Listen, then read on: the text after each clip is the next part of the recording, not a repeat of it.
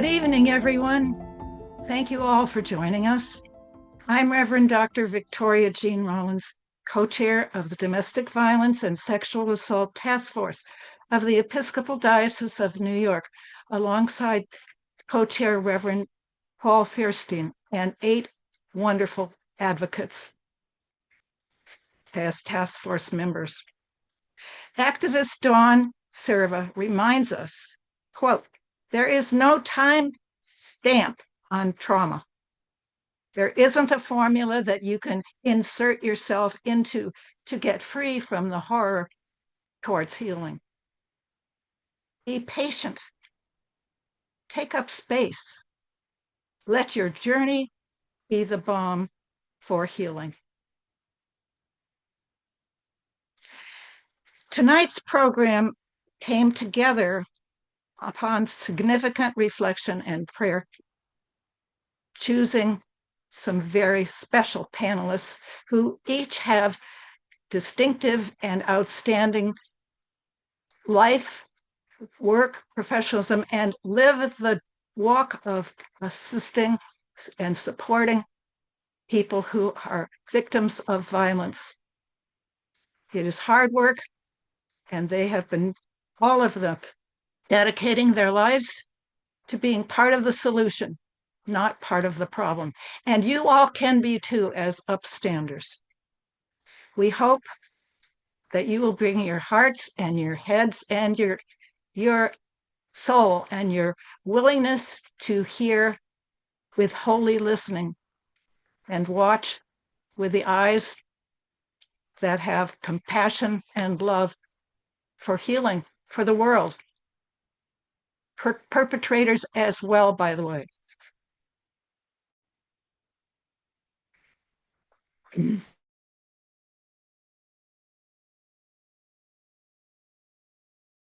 Tonight, whatever healing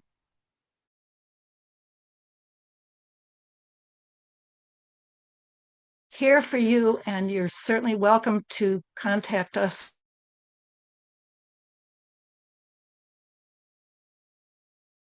And they won't let you down. It's now my turn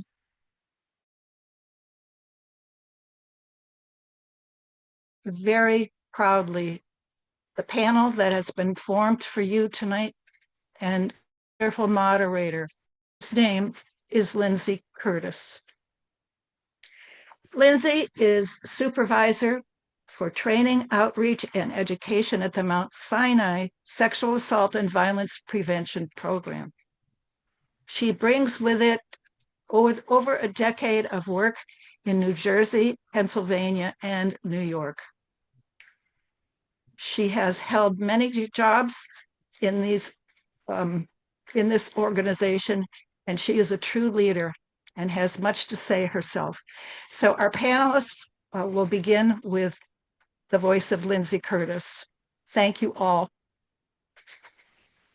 Take it away, Lindsay. Thanks so much, Victoria. Good evening, everyone. Thank you so much for inviting me into this space and allowing me to moderate this very important conversation tonight. April is Sexual Assault Awareness, and I think it's a wonderful time of year to gather and speak about the issue of sexual violence in our communities. What is it? How do we prevent it? And more. I am the supervisor of outreach, education, and training at the Mount Sinai Sexual Assault and Violence Intervention Program. My work looks like many different things. I'm an educator, I'm an advocate, I'm a prevention specialist. I spend a lot of time talking with young people in the city about important pressing topics like consent, healthy relationships, boundaries, those crucial subjects that so many are left out of that conversation and learning. I additionally do training with NYPD special victims in the city in order to help them understand the trauma of sexual violence and the most appropriate response when interviewing survivors. I train over 100 advocates per year in our sexual assault advocate program. Those are dedicated individuals who respond to our emergency departments across New York City. We see nearly 600 cases a year of sexual violence in the emergency department through my work. And that is just a stark reminder that it affects so many individuals in our communities and how important it is to have this conversation. So that's my experience. That's where I'm coming from. I've done a number of different roles in this work, including rape crisis hotlines, advocacy, going to court with survivors. I have worked at domestic violence and sex trafficking safe houses where we house women who were fleeing from violence, and getting them reintegrated into society safely. So this issue is very close to my heart, and it's an honor to be your moderator tonight. I would like to introduce a little bit about the format. So tonight we have three amazing panelists, and we will be inviting each of them to come up and um, share a little bit about themselves and their work history. And how does this look? They each have a diversity of experience, and how does that relate with sexual violence to the work that they're doing at large? So we'll hear a brief presentation from each of those great panelists, um, followed by a brief moderator-led dialogue. We'll have a little back and forth. And at the end of those three individual presentations, we will have kind of a discussion between all four of us. And at that point, when we conclude, we will be able to take audience questions. Now, if you have questions along the way, you can pop them into the chat and we'll be making sure that we see them, and we'll be picking some out to respond as we're able to. And that will be saved towards the end. So feel free to put it in the chat for later. Okay, I'd like to welcome our very first panelist, Joanna. Hi, good evening, everyone. My name is Juana Cortez de Torres. I am an attorney by trade. I've been an attorney for over 30 years now. And during my professional history, I had the distinct pleasure of assisting Latino women in obtaining U visas because they were either victims of sexual assault, rape, domestic violence. And so it really was a very, very important learning experience for me.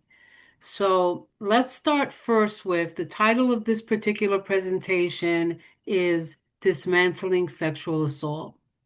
And as an attorney, we often look at the specific legal requirements and what is happening in both the legislative, um, wait, I don't know. Sorry, I have a technical glitch. I don't, can you just see if you see me? I can see you and I can hear you. Okay, okay. Okay. Specifically, we know that when we're talking about dismantling sexual assault, it involves a combination of approaches: legislative reform, systemic changes to policing and justice, and community-based organizations. And as an attorney that handled many U visas, I understand the difficulty sometimes and the necessary sensitivity that you must have when you are dealing with a victim survivor. And one of the things that I learned while representing these victim survivors was that it was necessary for me to be culturally aware and sensitive to who they were, where they were from, and the codes and the mores of their culture, because that plays a significant role in how they would interact with either the perpetrator, their spouse, their partner, or their intimate partner. Domestic violence looks and feels different for every single person. Sexual assault feels and looks different for every single person. And my job was to present a legal narrative of the situation. So, what did that require? First and foremost, it requires my ability to communicate and understand the sensitive nature of what occurred, right? That's one. Two, to really create trust with that victim survivor so that I would not re-traumatize them when I had to create that narrative. Under the law, under the U visa law, when a victim suffered a crime as defined by the immigration law, I had 6 months to develop their story, to ask them the most sensitive and critical and sensitive questions that I could have. Very difficult. 6 months sometimes seems like a long time, but it actually is not.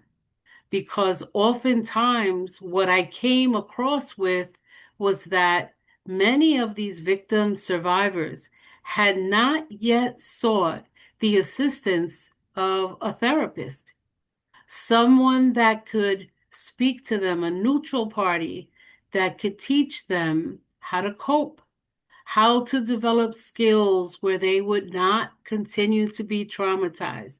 It was very difficult. And oftentimes, as an attorney, under the pressure of a deadline, you walk a very fine line, right? So I would often have to ask for an extension of time in order to continue to develop that trust and really to understand who exactly I was representing. Now, I represented people that were either adults, but also young adults. And each of those community of people required a different level of assistance. For the young victim, very difficult, a slow and tedious and difficult process, because again, you are walking that fine line of not re-traumatizing the victim survivor. And the other thing that I found, because at the end of the day, many of the people that I represented were immigrants new to the American society, new to the judicial system, a system that often is not friendly to immigrants, as we are currently living now, shied away from calling the police, was scared to call the police, was scared to testify. Yet these are the requirements that the immigration law requires of a you victim survivor. And so it is, it was an experience of my lifetime. At the present time, I am charged with at Rural and Migrant Ministry with connecting people to services. Most of the individuals that I deal with now are people who need assistance with immigration relief, deportation relief, federal habeas corpus. But still, I feel that I see the continuing trauma of victimization, except this time, the perpetrator can be our government, right? The fear of not going outside to shop, the fear of not sending your kids to school, the fear of being detained. And so it becomes the training that I received with handling sexual assault cases, domestic violence cases. I bring that experience and that learning to what I'm currently doing now. And so I would say we must know who our victim survivor is. If that individual is not of your culture, I believe that it is incumbent upon the individual that is assisting them to really learn about the culture before you can make inquiry into the type of violence that has happened. Different cultures define violence differently. Different cultures define what we may see as oppression, as power and control, the principles of domestic violence, they may see quite differently. And that's why tonight, I think my biggest message that I'll leave with you is this. Please understand culture. It plays a significant role in how one can become a victim. And not knowing that culture and not being sensitive to that culture can affect the benefits and the remedies and the services that you will provide victims. In my time as an advocate and as an attorney of victim survivors, I really felt that although I am a Latina, I am from Puerto Rico, right? I'm not from Latin America. That is a different cultural experience. That culture is different from mine. The commonality that we have is language. That is what we have in common. But the differences are real. If you are dealing with an indigenous victim, that victim is very different than a person that has grown up here in the United States of America, that feels comfortable in speaking to the police, whereas many immigrant victims do not and do not report the violence that they have suffered. That was my overall takeaway, the necessariness of knowing culture, of knowing how to really sensitize yourself and serve them. That is the best way that I could have served them. There was no better way. And so that's really my takeaway. I feel that yes, we had the common theme of language, but we did not have the common theme of culture. And it meant that I had to go out and learn. And actually, they taught me.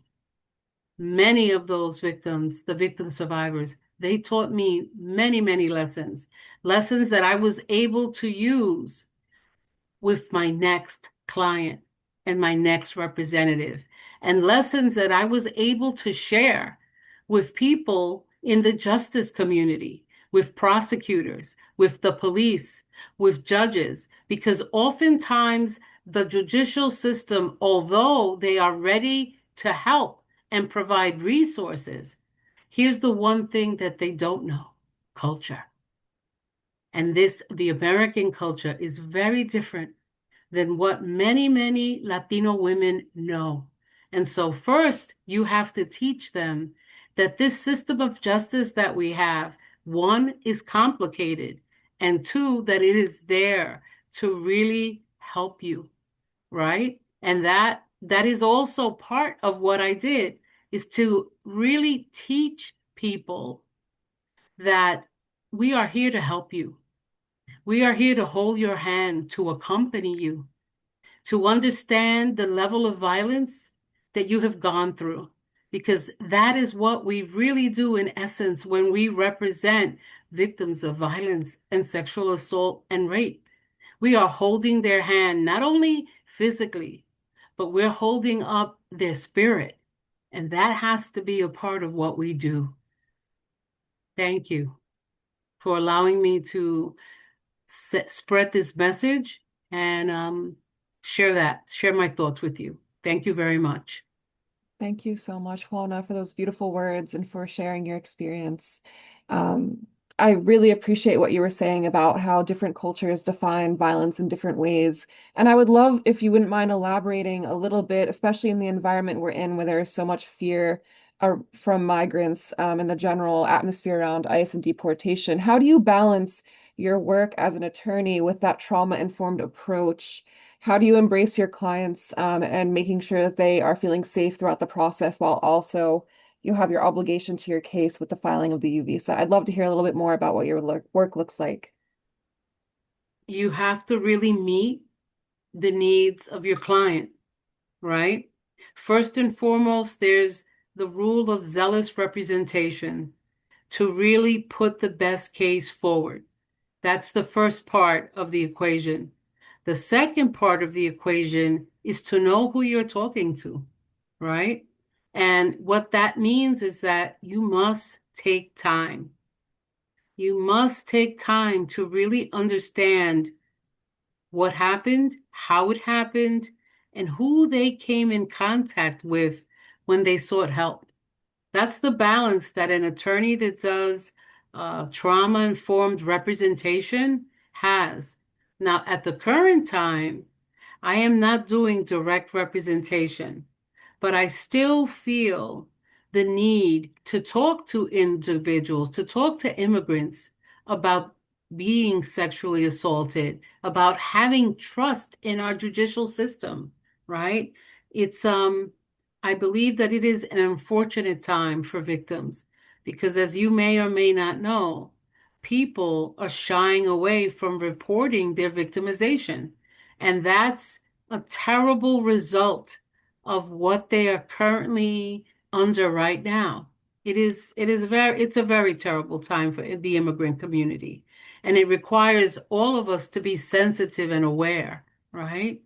That's paramount. As a lawyer, the one thing you learn to do is to listen, right? I think a good lawyer, and this is just my opinion, is that you listen to your client and you listen carefully so that as you're creating their narrative, you do not have to ask them again to clarify.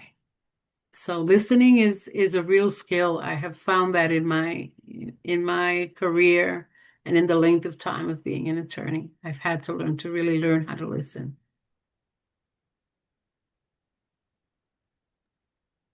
Thank you so much for sharing that. It is true, we listen to survivors, they do become our teacher, and I really appreciate the words that you shared. And now I would like to welcome our next speaker, Dr. Kleiman.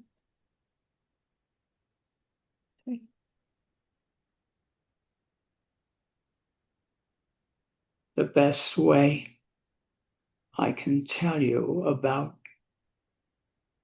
my work is to point out that I have given up on simply being a forensic expert for an individual victim of sexual abuse or other kinds of abuse. Instead, I have found it more useful and more powerful to complain about the negligent failures of systems to carry out their mandated reporter duties. For example, every state in the Union now has mandated reporting requirements, but they have until recently been honored in the breach. My first example as an advocate was against the Archdiocese of Dallas, Texas, when instead of suing Father Rudy Koss, which we did on behalf of 11 children who were altar boys, whom he groomed for years with mainly foot fetishistic behavior. Instead of just suing Dr. Rudy Koss, we sued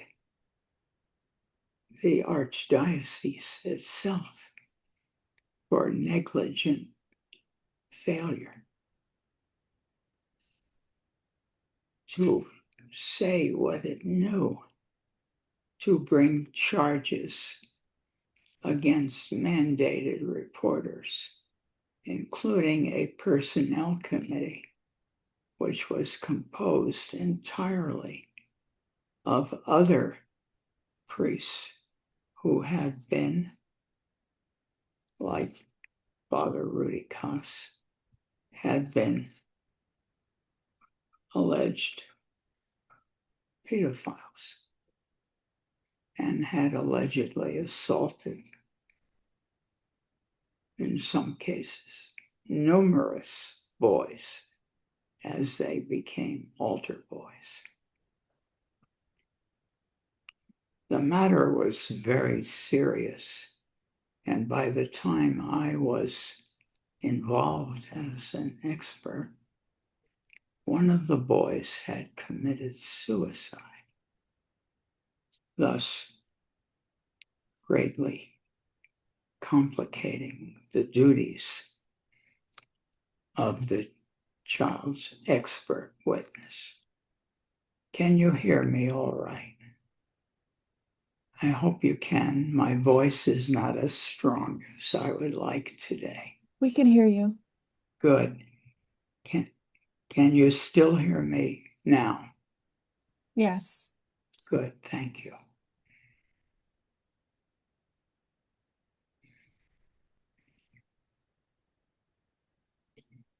One of the boys in the case had committed suicide within a psychiatric hospital. I gained access to his art therapy, including drawings he had made, which were very focused upon erotic use of feet, something which all the boys had spoken about, but this boy in particular was very troubled by the experience. And he spoke to his art therapist about it. Further, he seemed unable to move away from that obsession, which we now know was an obsession of Father Rudy Koss.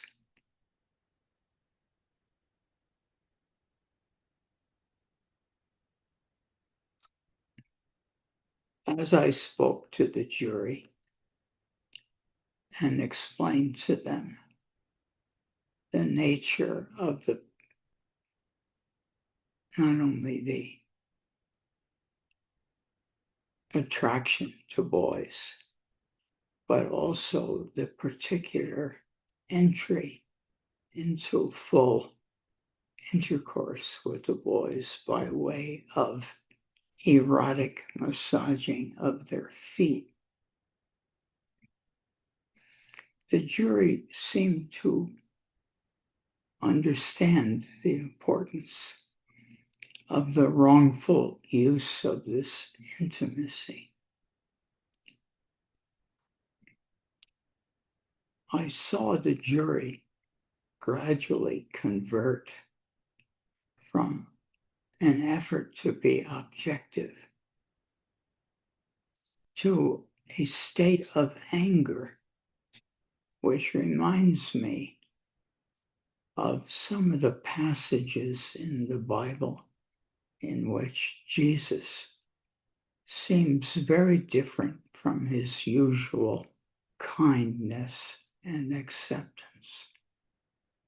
In those unusual passages in Mark and Luke, Jesus speaks in a very uncharacteristic way, which apparently the jury shared. And that is, he said, if there were one amongst us who would stain the soul of a child, it were best he not be born. Or if he were born, it were best that he be cast into the sea with a millstone around his neck.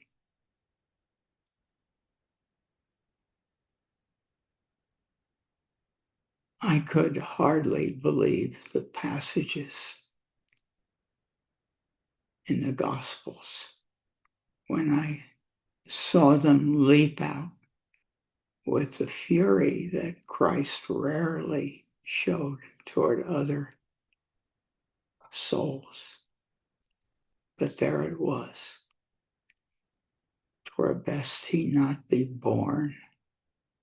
But if he were to be born, a millstone should be wrapped around his neck and he be cast into the water with the millstone, preventing him from rising.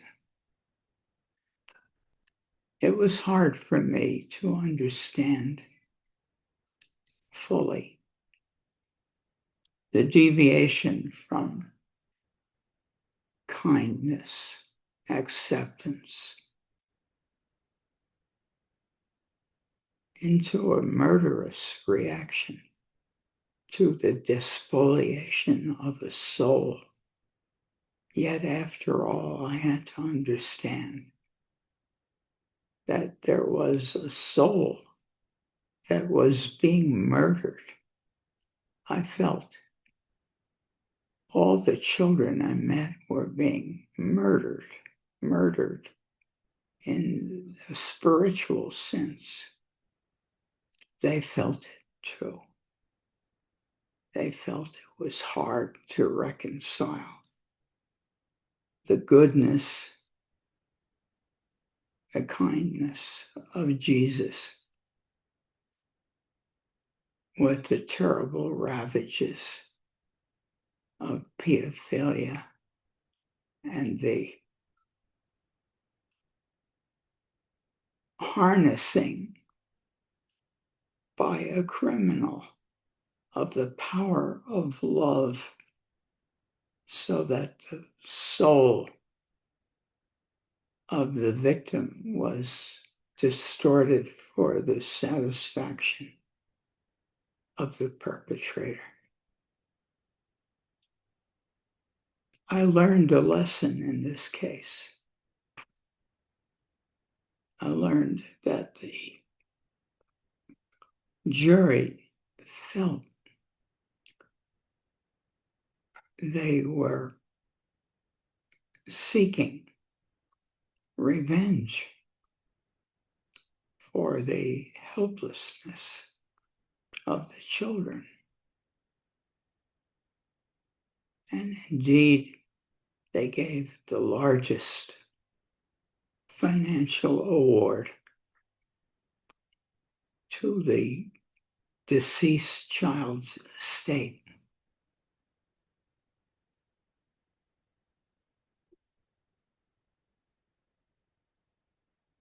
A rather surprising outcome, but one which would be repeated in the future.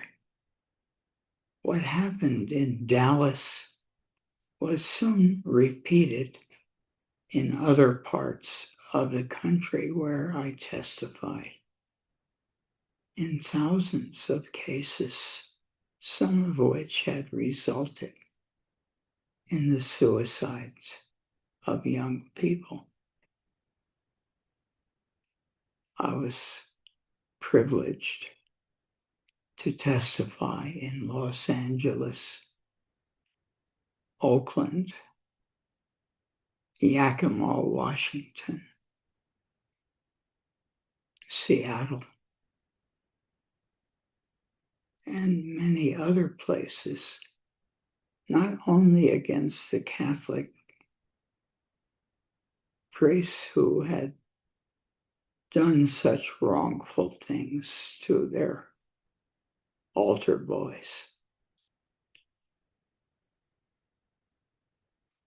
but had apparently done so knowing that the boys would be spiritually damaged and that the harm was very complex. I explained that as a psychiatrist, and the awards were monumental, not simply against the abuser, but against the administration which had failed the children, despite obvious knowledge.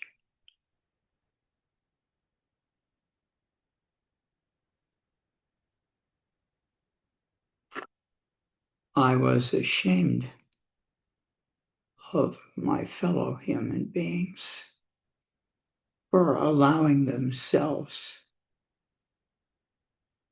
to participate in the downfall of such wonderful boys who suffered greatly from their conflicts.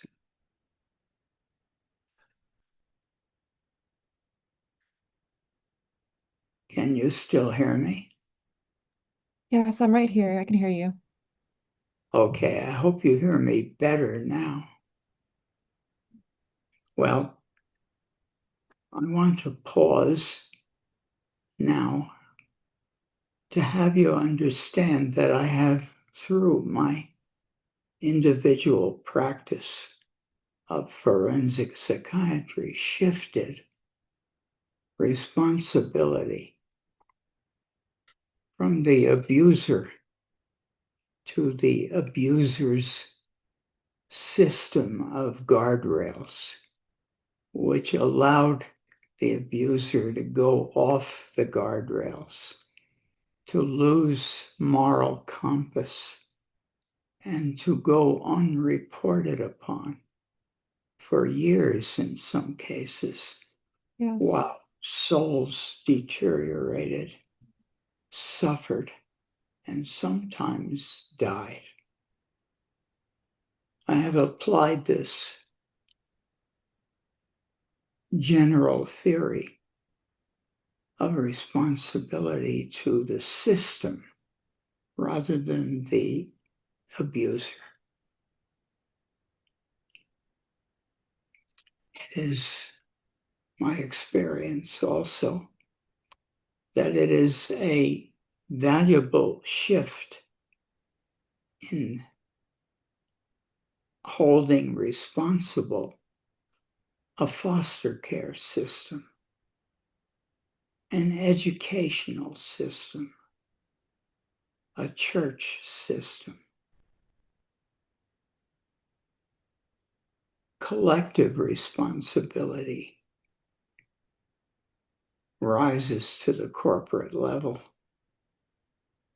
and is in a way available for many of us to exercise as mandated reporters, observers, and the salvation of many of the souls lies within our hands by exercising our duties as mandated reporters.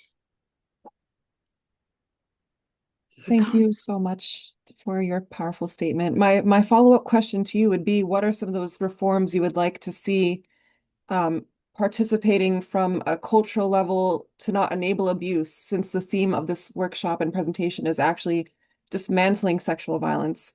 I heard you speak about mandated reporter duties being taken more seriously. Do you want to elaborate a little bit about that?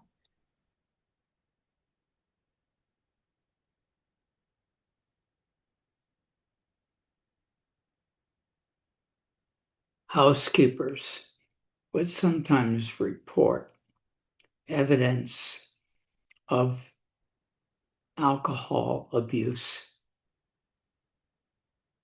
that were not taken seriously by the personnel committees.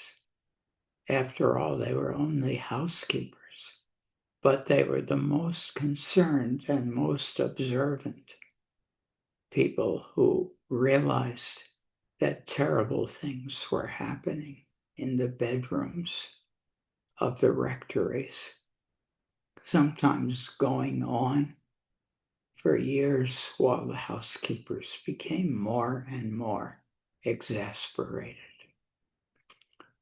That's a simple example.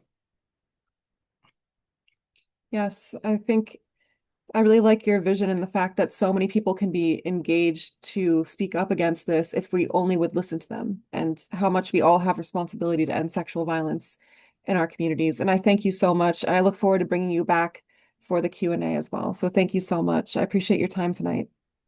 You're welcome. Thank you, everyone. I appreciate everyone's time and attention tonight to talk about this very important subject. And on that note, I'd like to welcome our final panelist, Wayne. Good evening. I want to just kind of introduce myself. My name is Wayne Weston. I'm Lakota, Dakota Native American. I'm from South Dakota. Currently I'm working at our tribal college. It's called Oglala Lakota College. And I do a lot of work with students with disabilities, helping them. Also, I do a lot of work in the employee assistance program, helping employees. And also, I'm administrator for trainings here because I'm a Title IX coordinator through the Clery Act. And so I do a lot of training for students and staff for sexual violence or sexual harassment. We try to get that out there. One of the things I didn't really mention in my bio is that I was also featured in one of the vagina monologue tapings and was interviewed about looking at some of the aspects coming from men, especially Native men. And so my work, I did work with the domestic violence program for a while where I taught men's re-education. And, one of the pedagogy of the Native people is that we're very visual. We're visual people. And one of the things that I tried to get people to understand with that is that I do culturally based presentations, and I try to get individuals, especially with men, to look at what sexual assault and domestic violence is like. So one of the things that I wanted to do is share the video. Can you see the video? So you should use the screen share. Do you know how to do Okay. Yeah. down at the bottom, screen share? Okay, I got it here.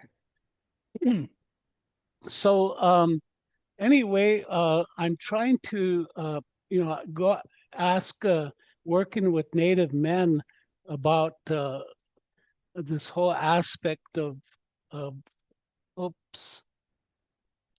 No, Perfect. If you want, you can hit present. pardon me? You can hit present from the beginning if you like. We can see it. Oh, okay. Perfect. All right, good. Okay, so we're talking about using cultural based presentations and from a Native American perspective, how do we look at this? And so when I do a lot of my teachings, I talk about in our culture, women are considered sacred. There are three elements that are very sacred to us: is the women, the elders, and the children. And so I go about trying to help our men to understand what that is. And one of the ceremonies that we have is the sweat lodge, or we call it the inipi. And those three elements are in there, and it was a method to teach us what was sacred. So like when we go to the sweat lodge and I'm talking with individual, I'm educating, and usually it'll be at a sweat lodge, and we're going to go into the sweat lodge.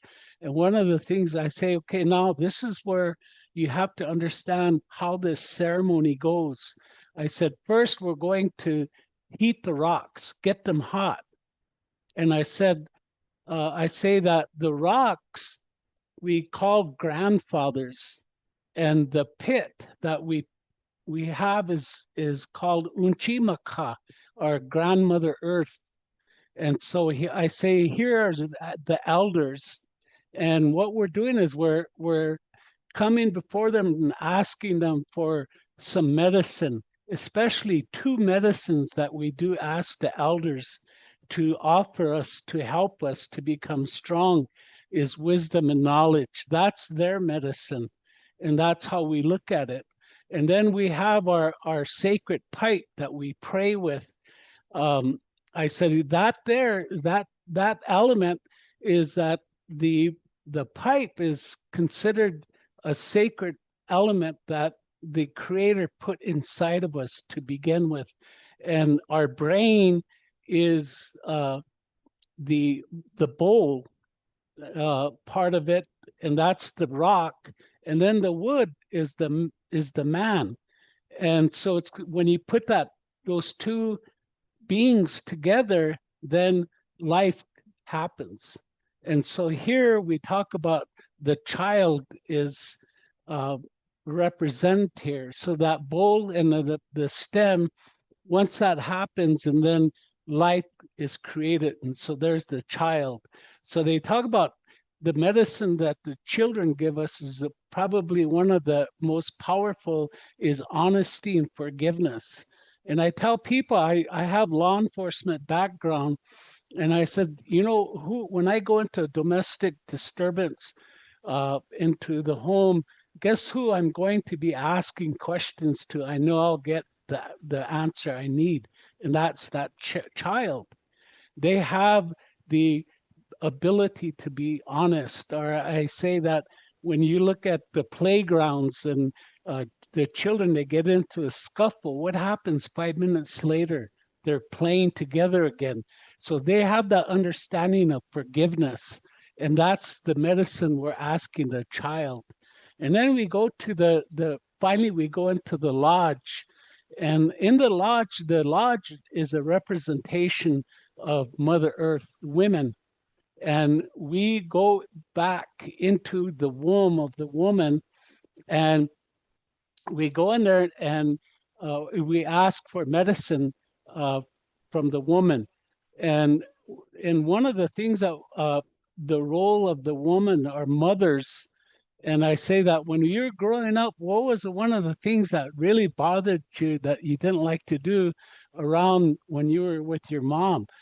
Was it that she was making you shake hands? That's your auntie over there. That's your uncle over there. Here's your cousin. And we're always, and that's that seed of being a relative. We call it mitakwe oyase, being related. And then she's also that medicine of the life giver. So when this came, this was a teaching for the men to understand why we do this. And so, the man was taught to provide and protect the sacred beings. So in my culture, we have great warriors like Crazy Horse, Sitting Bull, Red Cloud. That's our culture. And they had that ability to protect. They fought to protect what was sacred to them. And this is what was sacred to them. But what happened is that when we forget our cultural teachings, we have elderly abuse going on. We have child abuse happening. And then we have domestic violence, rape, and abduction. So when I do this, it's more powerful when I have my audience right there at the sweat lodge, and they're teaching this. And when I was doing my men's re-education classes, a lot of the younger men would come up and saying, how come nobody told me about this? Maybe if they told me about this, I wouldn't be here. So that's something that we really try to get our especially the men, looking at men. And we know that also is that abuse also involves with women as well. So we also have a women's class, a re-education class that we do as well. But we still use teachings like this. And then the other thing that we do in our teachings is we look at, we talk about why is it that we always have these shelters for women and children?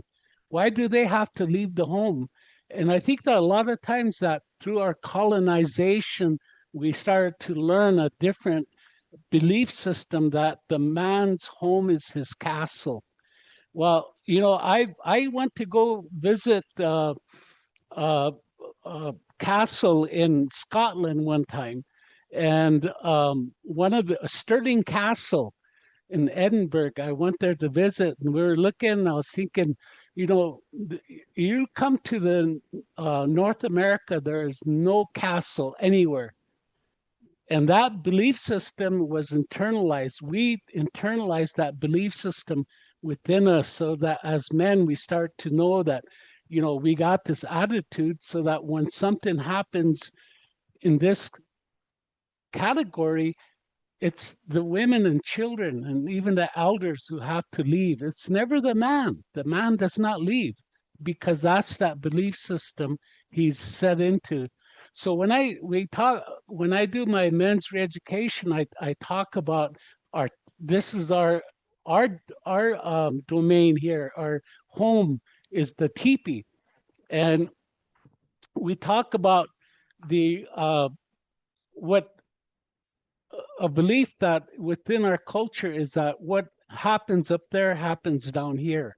And basically what this is that connection we have, we call the Star Nation, and that we teleport through this opening, so that this is the upside down of the teepee in the Star Nation, and down here is the earth.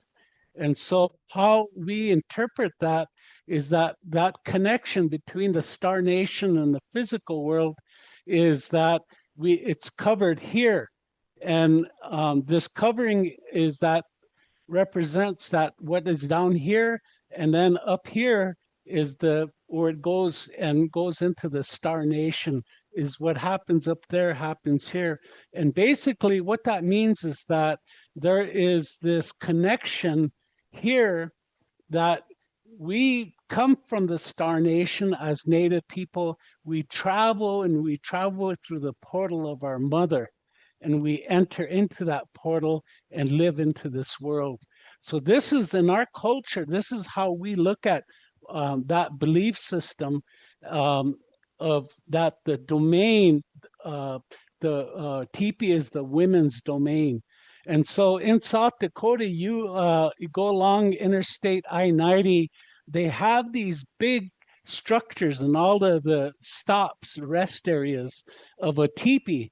And so I traveled, and I one time I stopped in and I looked at it, and I went into the bottom.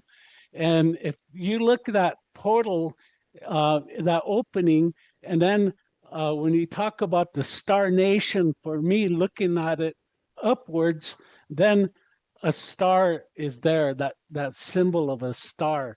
And that's how we look at this difference. So when I'm doing this education, I'm telling the men is that the teepee always belonged, the home always belonged to the woman, not the man.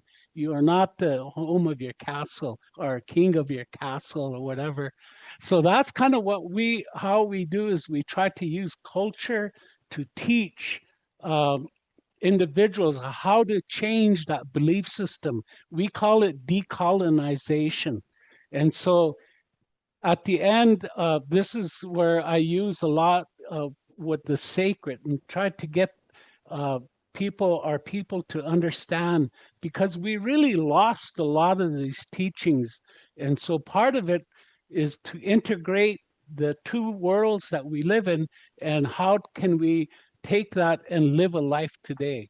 So that's what I wanted to share, because I think that it's really important that we understand using culture, to be able to live that life. And so this is where, for me, coming out and sharing, I wanted to share this today with you guys, and hope you enjoyed it.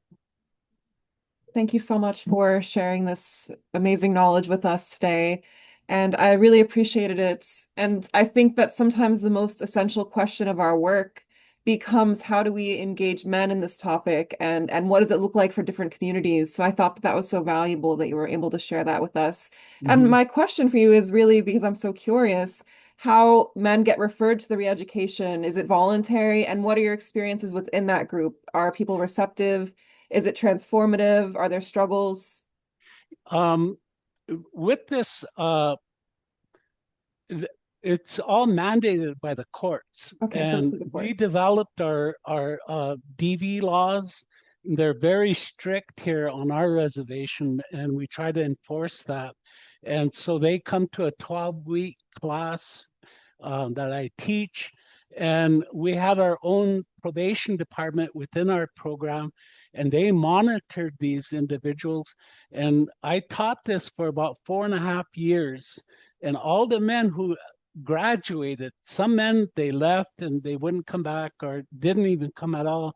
But all the men who graduated from my class never reoffended in those 4.5 years for domestic violence. Maybe they were arrested for intoxication or whatever, but there was none. And I was asked one time, if I some of these men, you ever see them again? And I said, yeah. I said, if I walk into the store and somebody notices me, that guy would come over and say, hey, me and my partner are still together after all these years, And so it was really interesting that we would do that. And I was invited to do a seminar for Department of Justice, no, Bureau of Prisons. And in all the federal prisons within the mid part of the United States. And this kind of teaching they wanted to learn. So I had a prison in Denver, Colorado. The therapist there called me and he said, hey, you know what? I'm doing this not just for the native inmates, I'm doing this for all the inmates. And he said they seem to pick this up, this concept, this pedagogy, basically. They're picking it up, they're understanding. So it is something that a lot of people have found useful. Wow, thank you so much for sharing. I really enjoyed that and learning from you today. Thank you so much. Thank you. At this point, I would like to invite the other panelists back on. And I do see a hand has been raised. Just so you know, you can put a question in the chat for when we get to our open Q&A. Okay, thank you so much. I see we're getting everybody back. Whew, so welcome back, everybody. It was such a joy to hear about your work and learn more about you all during this experience.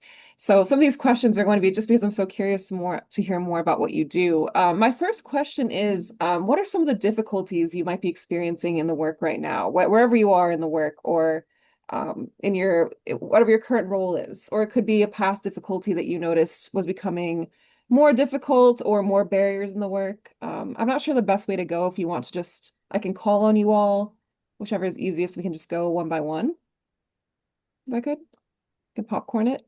Do we want to start with Juana?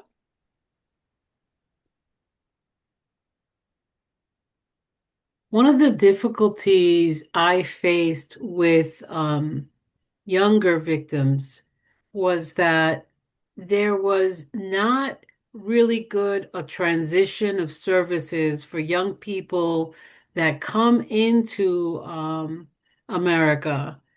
And that lack of transition, lack of really being kind of introduced into our structure and our society really created many difficulties for our young victims because for many of the people that I dealt with, they came from a rural, sometimes farming environment, like a close-knit community, to now being introduced into suburban or urban settings where they were really just not prepared for.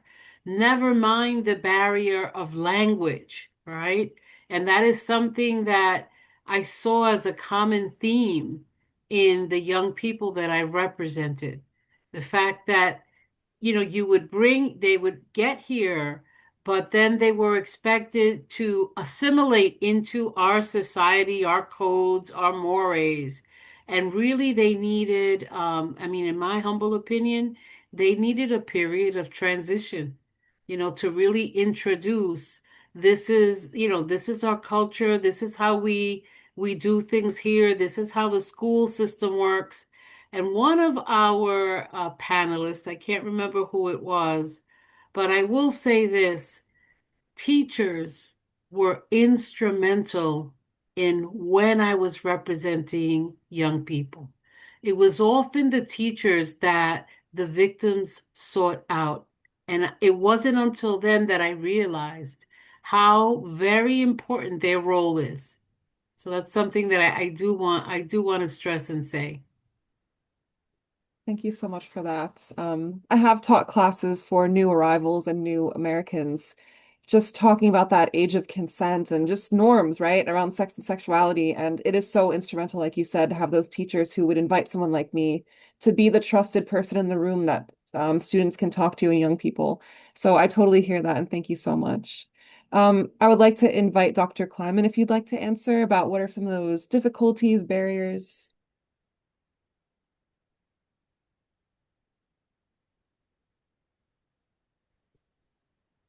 I'm not sure what your focus is when you speak of barriers. Shame is a very important barrier. Yeah, People don't realize that it's human to be a victim. It's human to be excited by a predator. That's not something that has to be a source of humiliation. So destigmatizing is a valuable process. A lot of that occurs in groups who learn that they too were treated shamefully, and that every culture is liable to select children as victims. Is that germane to your interests, Lindsay? Yes, thank you so much. I think speaking up about sexual violence and destigmatizing this harm is so important, and I really appreciate your comment. Thank you. Okay. And I would like to invite Wayne as well to discuss some of the difficulties or barriers. Well, I guess for me, some of the difficulties and barriers I faced doing this work is basically, I think I mentioned in my presentation, was to decolonize. That's really something that I think that a lot of times, especially going into through education and you know how we are transformed growing up into an environment where that's always there. And so I always tell people, I grew up cheering for the cavalry when the savaged Indians were, attacking a wagon train. And I was saying, oh, there's John Wayne. And I'm clapping my hands for John Wayne, not realizing that I was never taught. I was never taught what was going on. And one of the things I see in this country, and especially in my state, um, is that they passed this law called critical race theory. And I used to work for a university here in South Dakota, and um, you know, we were taught that even for me, if I was to send a email, and it states who I am down below, and I put Lakota, uh, you know, Lakota Nation. You can't do that. We couldn't even do that, and I start to feel that I was being muffled, especially working with the border region schools within the state, that I couldn't do that anymore. So I left. So this is something that we're seeing more and more, is what we get in the schools, even in the lower education, and what is they're being taught. That's kind of what I see happening. And so me coming back to Oglala Lakota College, I felt I can be more impactful coming back and working for my own tribal college. Thank you so much, Wayne. I do think it's difficult when we sometimes see progress and then there's political happenings that start to roll that back and then you have to pivot and it is really difficult. So I appreciate that. Thank you so much. My next question for you all is, what does it take for a survivor to heal? What does that look like? What responsibility does society have to help support a survivor? And I'm going to start with Dr. Kleiman.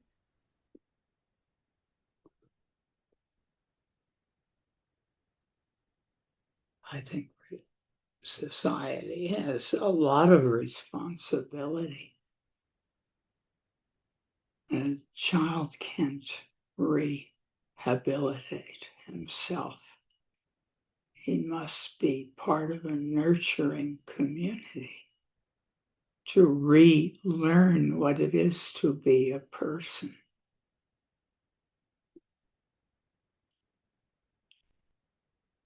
To relearn personhood is the central task of humanity. I wish we could put it in a bottle and distribute it. Mhm. Yeah, so true. Thank you so much. I appreciate that, especially for our young survivors who really need that community to uplift them and to show them that what happened to them wasn't shameful, it doesn't belong to them, and how to move forward. Thank you so much. And now I will invite Wayne.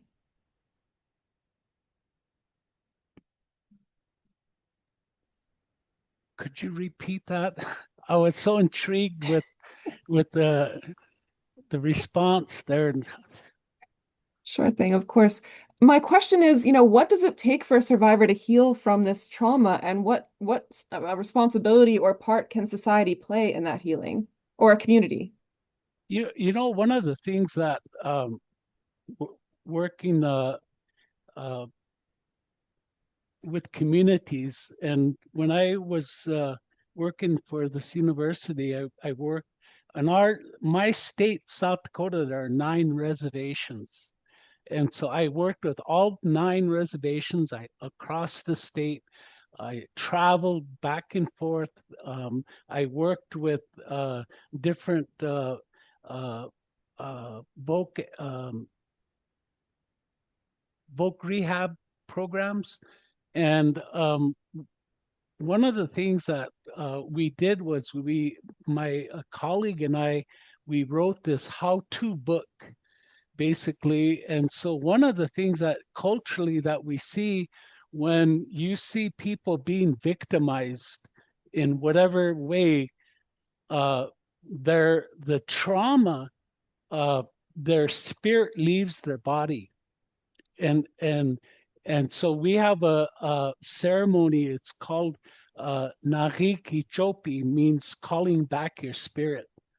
And so our ceremony that we do with that is we work with people who've been victimized, and we know that that journey to begin healing has to start with that person taking back.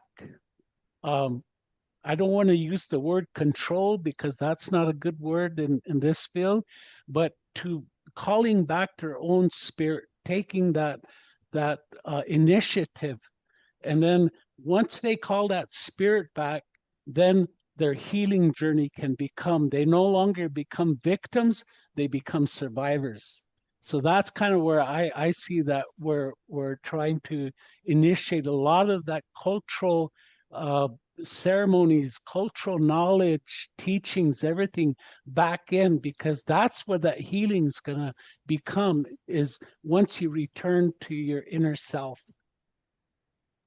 Thank you so much for that. I feel like there's so much treasure going on in this conversation, and what you said is really beautiful. I think for a survivor to reclaim autonomy and, personhood and spirit is just such a powerful concept, especially when it's part of a community process. So thank you.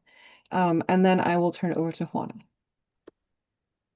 I would say that you need support. You need support of the the people around you, supported the community. But then you also sometimes, one of the programs that I worked with, they had kind of a knitting circle. And in that circle, it was almost like a quilt circle, you could say.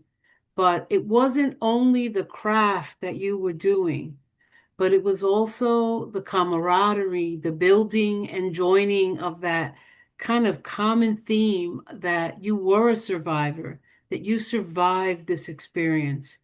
And so, again, I think it goes to exactly what Wayne is saying, is that it was to capture the spirit back, to really focus on yourself and your inner self, and to reflect that you survived using the mechanisms of art and faith and community. That's kind of what I think about healing. Thank you so much. I love that with a knitting circle, like combining so many different modes of healing. I know there are many programs in the city that work with survivors, and some of the work is more physical because not everyone wants to engage in talk therapy as well. And I think that's a really interesting aspect of healing. There's a great program in the city called Womankind, and they work with South Asian women, and they have acupuncture and other kinds of like healing arts. You know, like the open idea of healing arts is really beautiful. So I thank you so much for bringing that to the space. Um, and at that note, we are coming up to our audience Q&A. I know we've got some questions in the chat, so I'm going to go ahead and get through some of these. I'm just going to scan it. Sorry that I'm like kind of looking. Let's see here. All right.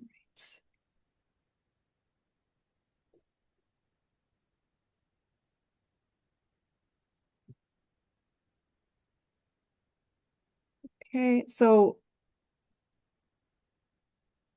I'm kind of going through the comments. One second. I appreciate everybody's time. Are people coming off mute, Beth Ann, or should I go through the chat? I was going to say, for those people who would like to ask their question verbally, we have one of those. Great, and perfect. Tonia's up. So if you want to go with her question first, then you could read the other ones in the chat. Thank Great, you. thank you so much. Do you mind unmuting and asking a question, Antonia? Antonia, I just tried to unmute you. There you go. There you go.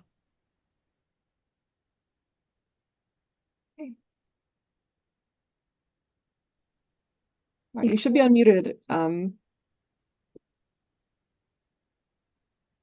She said she was having trouble with her mic.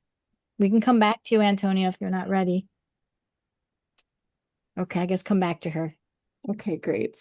I did see a question about U visas and T visas. Do you want to speak to the environment about how that process is looking right now due to the administration and things that are going on there? First and foremost, those visas still exist, but it has to be a strategic filing, right? Because at the present time, it seems as if the legal requirement of a U visa, oftentimes the people that you deal with have come through the border without being admitted or paroled, which means that the attorney that's handling the U visa will have to fill out a form and kind of ask for forgiveness for that entry. Most recently, I have heard that individuals who have an outstanding deportation order, although they are victims, they are at risk of being deported now. So the case really needs to be evaluated by the advocate or the attorney, and they have to decide, is this the right time to go forward? Perhaps the thing to do is to prepare the presentation of that document, gather your evidence, analyze the facts that you have, see how you can make it stronger so that when you are ready to file, it'll be the best case forward for your client.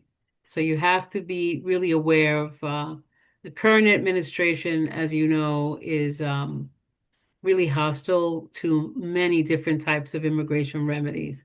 So it's a matter of strategy and when to file. Thank you so much. And as I understand it, you're stepped back from direct work, but you're still supporting a program around this topic. Is that What right? I do is I work for Rural and Migrant Ministries as the director of the Immigration Legal Rights Project. Mhm. And what I do is I put individuals in contact with organizations that can assist them throughout the state. So that if someone needs a referral to an organization that handles a U or T visa, feel free to reach out to me, and I certainly will put you in contact with an organization that could assist.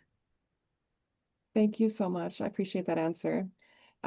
We have another question in the chat, which is, it could be for any panelist. Do they have recommendations for bystanders who witness or discover sexual violence in terms of supporting someone, intervening or reporting?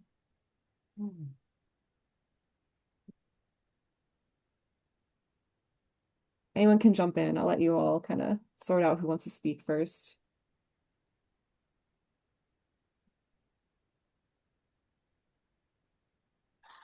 I mean, I think that for me as an attorney, when you have a bystander, one of the things that the bystander should know also, that that bystander may be eligible for a U visa, right? So that becomes a very interesting question, right?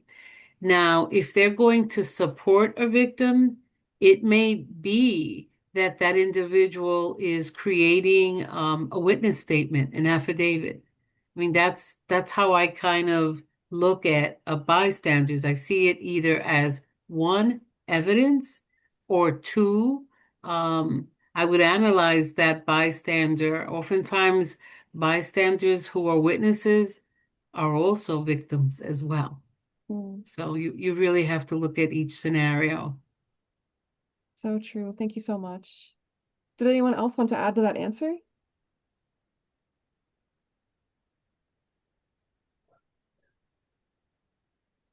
Okay. Oh, go ahead, Wayne. Yeah, I see you unmuted.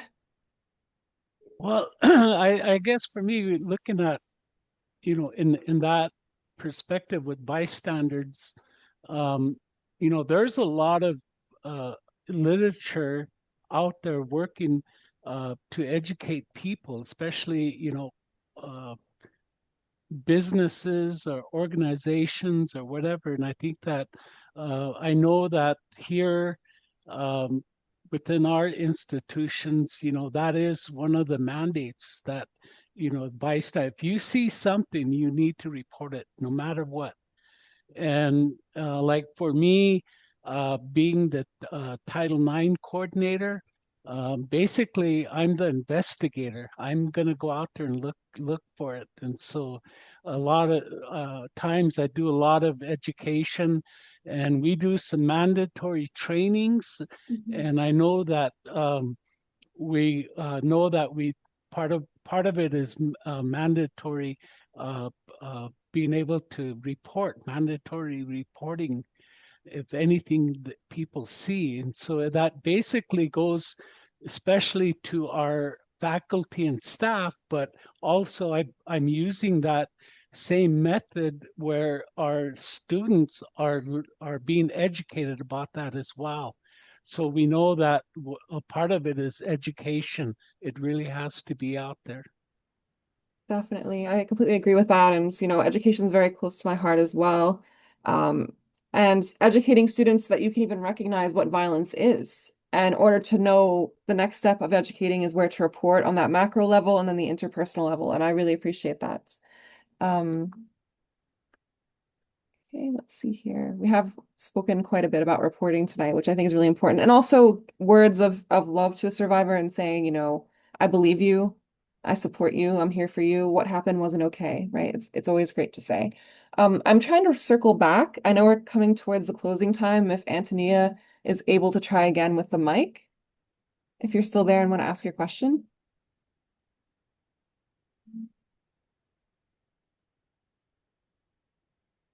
Okay. I think we're gonna move on then, if that's okay with everybody, since I'm not sure if we're gonna get that last question. But I really appreciate everyone's time today. This was a really enriching panel, and I see a lot of thank yous in the chat as well. So thank you all so much for attending, and I'm going to invite Victoria back up here.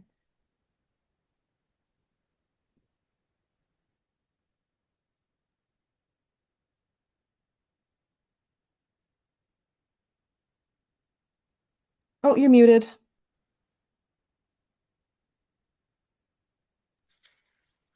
Okay, now? Okay, hooray. I want to have a chance to give my profound gratitude to this extraordinarily rich and provocative and challenging panel, Dr. Kleiman, Juana, Lindsay, and Brother Wayne.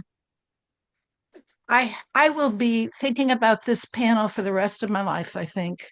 You all deserve such thanks, and I know you don't do it for that reason, but you have shown everyone that there's hope and there's value in working together and listening and caring and going the extra mile. You're just wonderful, inspirational people. I want to say, as I close this program, please hear the statement from the CDC. Sexual assault in the United States of America occurs every 68 seconds. 68 seconds.